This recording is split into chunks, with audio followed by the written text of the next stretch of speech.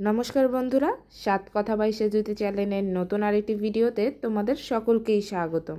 আজ আমি তোমাদের মাঝে উপস্থিত হয়ে গেছি একটি দুর্দান্ত রেসিপি নিয়ে। এটা যেমন দেখতেও সুন্দর হয় বন্ধুরা, এটা খেতেও কিন্তু দুর্দান্ত লাগে। বেগুন আমরা অনেকে অনেকভাবে রান্না করি, কিন্তু আজ আমি তোমাদের মাঝে বেগুনের যে রেসিপিটা শেয়ার করতে চাচ্ছি, এটা যদি তোমরা একবার বাসায় ট্রাই করে খাও তাহলে এর স্বাদ তোমরা জীবনেও ভুলে যাবে না। আজকের এই রান্নাটা আমি সম্পূর্ণ ঘরোয়া স্টাইলে করব। আর রান্নাটিতে যে সকল উপকরণ ব্যবহার করব সেগুলো তুমি খুব সহজে ঘরেই পেয়ে যাবে। যারা বেগুন খেতে পছন্দ করো তাদের জন্য কিন্তু আজকের রেসিপিটা একদমই লোভনীয় হতে যাচ্ছে। যারা বেগুন খেতে পছন্দ করো না, আমি সে সকল বন্ধুদের বলবো একবার হলেও এই রেসিপিটা অবশ্যই ট্রাই করবে। তাই বন্ধুরা, আজকের এই দুর্দান্ত রেসিপির ভিডিওটি স্কিপ না করে শুরু থেকে শেষ পর্যন্ত দেখে যাবে। আশা রাখছি ভিডিওটি তোমাদের খুবই ভালো লাগবে। তাহলে চলো বন্ধুরা, বেশি দেরি না করে আজকের এই দুর্দান্ত রেসিপির ভিডিওটি শুরু করা যাক। বেগুন পাতুরি তৈরি করার জন্য আমি প্রথমেই এখানে বেগুনগুলোকে খুব সুন্দর করে কেটে নিয়েছি বন্ধুরা। বেগুন পাতুরির এই রেসিপির জন্য বেগুনগুলোকে কিন্তু সর্বপ্রথম এরকম লম্বা করেই খুব সুন্দর করে কেটে নিতে হবে বন্ধুরা। তোমরা হয়তো দেখতেই পাচ্ছ আমি কত সুন্দর করে লম্বা করে কেটে নিয়েছি। আমি কিন্তু একটা বেগুনকে 4 টুকরো করে খুবই লম্বা লম্বা করে কেটে নিয়েছি। এখন এই বেগুনগুলোকে খুব সুন্দর করে ধুয়ে জলটাকে ঝরিয়ে নেব। এখানে বন্ধুরা আমি একটা পেস্ট তৈরি করে নিয়েছি। এখানে রয়েছে সর্ষে, লবণ, হলুদের গুঁড়ো ও 4 থেকে 5টা কাঁচামরিচ। এগুলো সব একসাথে করে নিয়ে আমি খুব সুন্দর করে একটা পেস্ট তৈরি করে নিয়েছি। সর্ষে বাটাটা তৈরি করার জন্য আমি সবসময় এরকম একটু লবণ, হলুদের গুঁড়ো ও কয়েকটা কাঁচামরিচ দিয়ে নেই। এতে করে কিন্তু সর্ষের ঝাঁঝটা খুবই ভালো আসে বন্ধুরা। আমি এই পেস্টটা শিলনোড়াই করেছি, তোমরা চাইলে ব্লেন্ডারে করে নিতে পারো। কিন্তু আমি বলবো বন্ধুরা, এই রেসিপির আসল স্বাদ পাওয়ার জন্য কিন্তু এই বাটা মশলাটা শিলনোড়াই করতে হবে। এতে করে এই রেসিপির স্বাদটা কিন্তু বহুগুণ বেড়ে যায়। এখন আমি বেগুনে দিয়ে দিচ্ছি পরিমাণ মতো লবণ, সামান্য একটু হলুদের গুঁড়ো। বেগুনটা ভাজার সময় হালকা একটু লবণ, হলুদের গুঁড়ো দিয়ে বেগুনটা ভেজে নিলে কিন্তু বেগুনের কালারটা খুবই সুন্দর আসে বন্ধুরা। আর আজকের এই রেসিপিটা তৈরি করার জন্য প্রথমে যদি বেগুনটাকে খুব সুন্দর করে ভেজে নেওয়া যায় তাহলে কিন্তু এই রান্নাটা থেকে বেগুনের ফ্লেভার খুবই ভালো আসে। আমি এখানে সামান্য একটু মরিচের গুঁড়ো দিয়ে দিচ্ছি। তোমরা চাইলে দিতেও পারো, আবার না চাইলে অ্যাভয়েডও করতে পারো। আমি এখন এসব গুঁড়ো মশলার সাথে বেগুনটাকে খুব সুন্দর করে মেখে নেব। বন্ধুরা, তোমাদের মধ্যে কারা কারা বেগুন খেতে পছন্দ করো সেটা কিন্তু অবশ্যই আমাকে কমেন্টের মাধ্যমে জানাবে। দেখো বন্ধুরা, বেগুনগুলোকে কিন্তু আমি খুব সুন্দর করে মেখে নিয়েছি। খুব মাখা অবস্থায় আমি এটাকে ঠিক 5 মিনিটের মতো হালকা একটু রেখে দেব।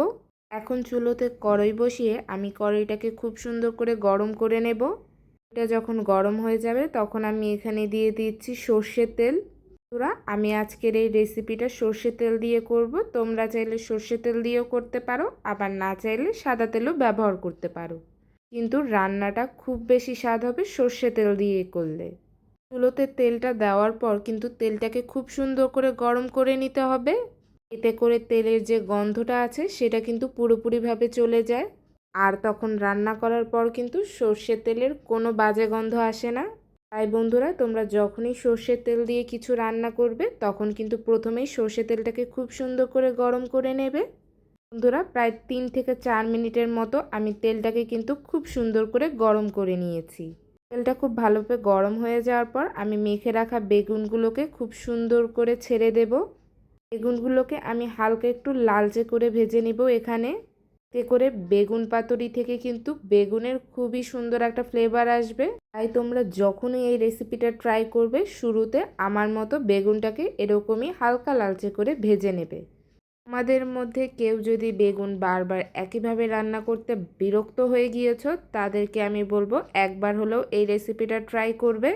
এই রেসিপিটা ঘরে তৈরি করে পরিবারের সদস্যদের সকলকে খাওয়াবে, দেখবে সবাই তোমার প্রশংসায় পঞ্চমুখ হয়ে যাবে। বন্ধুরা, বেগুনটাকে দিয়ে দেওয়ার পর আমি এটাকে খুব ভালোভাবে ভেজে নেওয়ার জন্য প্রায় 2 থেকে 3 মিনিটের মতো এটাকে ঢেকে রাখবো। প্রায় 2 থেকে 3 মিনিট পর চলো বন্ধুরা দেখে নেই বেগুনটা কীরকম ভাজা হয়েছে। বন্ধুরা, আমি এখানে বেগুনটা কিন্তু খুব বেশি ভেজে নেব না। বেগুনটার রং যখন হালকা একটু লালচে হয়ে যাবে তখনই আমি বেগুনগুলোকে খুব সুন্দর করে তুলে ফেলবো। দেখো বন্ধুরা, বেগুনের এক পাশটা কিন্তু খুব সুন্দর করে ভাজা হয়ে গিয়েছে। এখন আমি সবগুলো বেগুনগুলোকে উল্টে অন্য সাইডটাকেও খুব সুন্দর করে এরকমভাবে ভেজে নেব। বন্ধুরা, আমি এখন সবগুলো বেগুনগুলোকেই উল্টে দিচ্ছি যাতে অন্য পাশটাও খুব সুন্দর করে ভাজা হয়ে যায়। এখন বেগুনের উল্টো পাশটাও ভালোভাবে ভেজে নেওয়ার জন্য আমি এটাকে আরও 2 থেকে 3 মিনিটের মতো ঢেকে রাখবো। প্রায় 2 থেকে 3 মিনিট পর বন্ধুরা, বেগুনের অন্য পিঠটাও আমার খুব সুন্দর করে ভাজা হয়ে গিয়েছে। আমি কিন্তু বেগুনগুলোকে হালকা লালচে করে ভেজে নিয়েছি। এর থেকে বেশি আমি বেগুনগুলোকে ভাজবো না। বেগুন পাতুরি তৈরি করার জন্য যদি বেগুনগুলোকে খুব বেশি কড়া করে ভেজে নেওয়া হয়, এতে করে বেগুন ভাজা থেকে কিন্তু একটা তেতো ভাব চলে আসে, যেটা বেগুন পাতুরির স্বাদটাকে একদমই নষ্ট করে ফেলে বন্ধুরা। তাই বন্ধুরা, তোমরা যখনই বেগুন পাতুরি তৈরি করবে, হালকা একটু লালচে করে বেগুনগুলোকে খুব সুন্দর করে ভেজে নেবে। আর বেগুনগুলো ভেজে নেওয়ার সময় কিন্তু তোমরা চুলার আঁচটাকে অবশ্যই মিডিয়াম রাখবে। বন্ধুরা, আমি এখন বেগুনগুলোকে খুব সুন্দর করে তুলে নেব। বন্ধুরা, তোমরা হয়তো দেখতেই পাচ্ছ বেগুনগুলোকে কিন্তু আমি হালকা লালচে করে ভেজে নিয়েছি। তাদের মধ্যে কেউ যদি বেগুন ভাজাটা একটু কড়া খেতে পছন্দ করো, তাহলে অবশ্যই চেষ্টা করবে যেন বেগুনটা হালকা একটু কড়া করে ভেজে নেওয়ার। কিন্তু সেক্ষেত্রে অবশ্যই খেয়াল রাখবে বেগুনগুলো কড়াভাবে ভাজতে যেয়ে যেন বেগুনগুলোকে যেন না পুড়ে ফেলো। বন্ধুরা, তোমাদের কাছে আমার বেগুন ভাজার কালারটা কেমন লাগছে সেটা কিন্তু আমাকে অবশ্যই জানাবে। আমি এখন এই ভাজা বেগুনগুলোকে খুব সুন্দর করে এক সাইডে সরিয়ে রাখবো। বেগুন ভেজে নেওয়ার পর এই অবশিষ্ট তেলেই এখন আমি ফোড়ন দিয়ে নেব। বেগুন পাতুরি তৈরি করার জন্য আমি ফোড়নে দিয়ে দিচ্ছি কালো জিরে। কালো জিরেটা দেওয়ার পর আমি খুব বেশি দেরি করব না, কারণ কালো জিরেটা যদি খুব বেশি সময় ধরে ভেজে নেওয়া হয় তাহলে কিন্তু কালো জিরে থেকে একটা তিতো ভাব চলে আসে। কালো জিরেটা দেওয়ার পরই আমি এখানে 2 থেকে 3টের মতো তেজপাতা দিয়ে দিয়েছি। এখন দিয়ে দিচ্ছি সামান্য একটু আদা বাটা। তারপর আমি এখানে দিয়ে দিচ্ছি সামান্য একটু রসুন বাটা। এখন আমি আদা ও রসুন বাটাটাকে তেলের সাথে খুব সুন্দর করে মিশিয়ে নিয়ে 5 মিনিটের মতো হালকা একটু ভেজে নেব। এতে করে আদা রসুনের যে কাঁচা গন্ধটা থাকে সেটা কিন্তু পুরোপুরিভাবে চলে যাবে। বন্ধুরা, আমি প্রায় 5 মিনিটের মতো আদা রসুনটাকে খুব সুন্দর করে ভেজে নিয়েছি। পর আমি এখানে দিয়ে দিচ্ছি পরিমাণ মতো লবণ ও হলুদের গুঁড়ো। এখানে প্রায় আধা চামচের মতো মরিচের গুঁড়ো ব্যবহার করছি। মরিচের গুঁড়োটা ব্যবহার করার ফলে কিন্তু বেগুন পাতুরির কালারটা খুবই সুন্দর আসবে। আমি এখন সব মশলাগুলোকে তেলের সাথে খুব সুন্দর করে মিশিয়ে এটাকে ভালোভাবে কষিয়ে নেব। বন্ধুরা, রান্নার স্বাদ কিন্তু অনেকটাই নির্ভর করে সেই রান্নাটার মশলা কষানোর সময়। রান্নার মশলাটা কষানো যতটা ভালো হবে সেই রান্নাটার স্বাদ কিন্তু ততটাই ভালো হবে। আর মশলা কষানোর সময় তোমরা অবশ্যই চুলার আঁচটাকে একদমই লো করে দেবে, যাতে করে মশলাটা যেন না পুড়ে যায়। আমি এখন এখানে দিয়ে দিচ্ছি গোটা কয়েকটা কাঁচামরিচ। আমি প্রায় 5 থেকে 6 মিনিটের মতো মশলাটাকে খুব সুন্দর করে কষিয়ে নেব। ধনে গুঁড়োটা আমি মশলার সাথে খুব সুন্দর করে মিশিয়ে নিচ্ছি।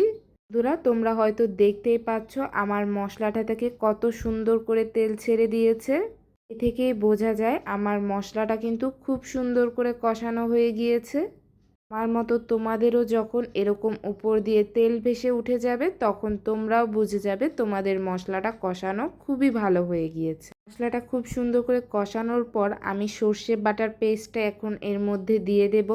বন্ধুরা, তোমরা যখনই সর্ষে বাটাটা কোনো তরকারিতে ব্যবহার করবে তার আগে অবশ্যই মশলাটাকে খুব সুন্দর করে কষিয়ে নেবে, কারণ সর্ষে বাটাটা দেওয়ার পর মশলাটাকে যদি খুব বেশি সময় ধরে কষানো হয়, এতে করে কিন্তু সর্ষে থেকে একটা তেতো ভাব চলে আসে আর রান্নাটাকে একদমই তিতা করে ফেলে। তোমরা অবশ্যই চেষ্টা করবে সর্ষে বাটাটা দেওয়ার আগে মশলাটাকে খুব সুন্দর করে কষিয়ে নেওয়ার। তো বন্ধুরা, আমি সর্ষেটা দেওয়ার পর মশলার সাথে খুব সুন্দর করে মিশিয়ে নেওয়ার পর আমি পরিমাণ মতো জল দিয়ে দিয়েছি। আজকের এই রেসিপিটা কিন্তু খুব বেশি পাতলা ঝোল রাখবো না আমি। এই রেসিপিটা হবে একদমই মাখো মাখো।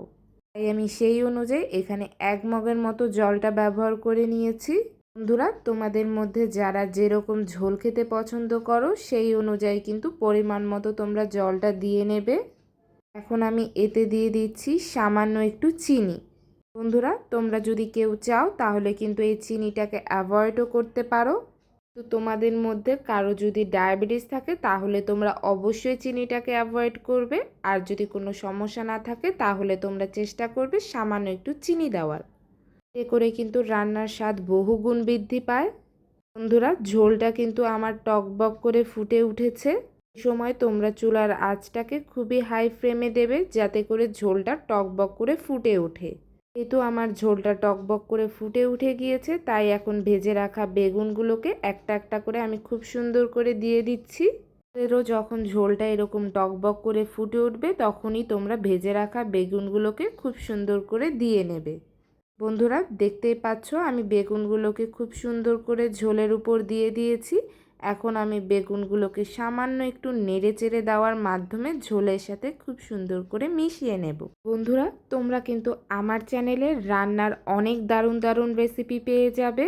আমি কিন্তু আমার ভিডিওতে তোমাদের মাঝে কেবল রান্নাই শেয়ার করি না, তোমাদের মাঝে শেয়ার করে থাকি অনেক ট্রিক্স। সেই সকল ট্রিক্স তোমাদের সেই রান্নাগুলোকে পারফেক্টভাবে রান্না করতে অবশ্যই হেল্প করে থাকে। তাই আমার শেয়ার করা সেই সকল সিক্রেট রেসিপি ট্রিক্স জানতে হলে কিন্তু অবশ্যই আমার রান্নার চ্যানেলটিকে সাবস্ক্রাইব করে নিতে হবে।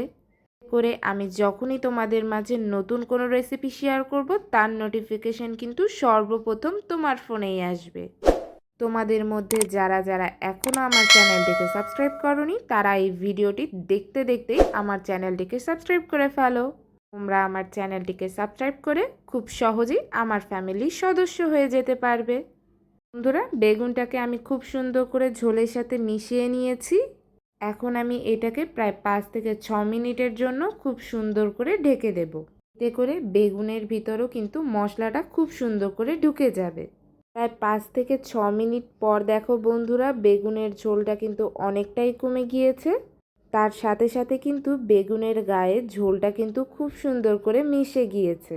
এ থেকে কিন্তু বোঝা যাচ্ছে বেগুনের ভিতর কিন্তু মশলাটা খুব সুন্দর করে ঢুকে গিয়েছে।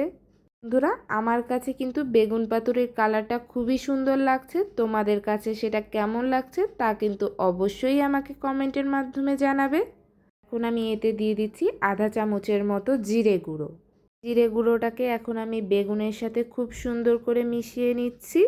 জিরে গুঁড়োটা বেগুনের সাথে খুব সুন্দর করে মিশিয়ে নেওয়ার পর আমি প্রায় 2 মিনিটের মতো হালকা একটু চুলোতে এটা রেখে দেব করে গুঁড়ো মশলার কাঁচা গন্ধটা কিন্তু একদমই চলে যায়। বন্ধুরা, আমি ঝোলটাও আর কমাবো না, কারণ এটা ঠান্ডা হলে কিন্তু এর ঝোল আরও অনেকটাই কমে যাবে। প্রায় 2 মিনিট পর আমি এখন বেগুনটাকে নামিয়ে ফেলবো। বন্ধুরা, তোমরা হয়তো দেখতেই পাচ্ছ বেগুন পাতুরিটা ঠান্ডা হওয়ার পর এর ঝোলটা কিন্তু অনেকটাই ঘন হয়ে গিয়েছে। তোমাদের কাছে আজকের এই রেসিপির ভিডিওটি কেমন লাগলো সেটা জানাতে কিন্তু ভুলে যেও না। তোমাদের মতামতটা অবশ্যই আমাকে কমেন্টের মাধ্যমে জানাবে। এখন আমি বেগুন পাতুরিটাকে খুব সুন্দর করে প্লেটের মাধ্যমে পরিবেশন করে ফেলবো। বন্ধুরা, তোমরা হয়তো দেখতেই পেয়েছো আজকের এই বেগুন পাতুরির রেসিপিটা আমি কত ঝটপট করে তৈরি করে ফেলেছি। আর আমি এই রান্নাতে যে সকল উপকরণ ব্যবহার করেছি তা কিন্তু তুমি খুব সহজেই ঘরে বসে পেয়ে যাবে। যখনই তোমাদের এই বেগুন পাতুরির রেসিপিটা খেতে ইচ্ছে করবে ঝটপট বাসায় তৈরি করে ফেলতে পারবে। তোমাদের যদি আজকের এই ভিডিওটি পছন্দ হয়ে থাকে তাহলে ভিডিওটিকে অবশ্যই একটি লাইক করে দেবে। লাইকের পাশাপাশি তোমরা যারা এখনও আমার চ্যানেলটিকে সাবস্ক্রাইব করোনি তারা কিন্তু শীঘ্রই আমার চ্যানেলটিকে সাবস্ক্রাইব করে ফেলবে। এতে করে আমার শেয়ার করা সকল দুর্দান্ত রেসিপি কিন্তু তুমি খুব সহজেই পেয়ে যাবে। আর যারা যারা অলরেডি আমার চ্যানেলটিকে সাবস্ক্রাইব করে রেখেছো তাদেরকে জানাই অসংখ্য ধন্যবাদ। তোমরা তোমাদের ভালোবাসা ও সাপোর্ট এভাবেই আমাকে দিয়ে যাও, আর আমি তোমাদের মাঝে তুলে ধরবো নিত্য নতুন সকল দুর্দান্ত রেসিপি। বন্ধুরা, আজকের ভিডিও এতটুকুই ছিল। দেখা হবে অন্য কোনো একদিন কোনো দুর্দান্ত রেসিপি নিয়ে। ততদিন সবাই ভালো থাকবেন এবং সুস্থ থাকবেন।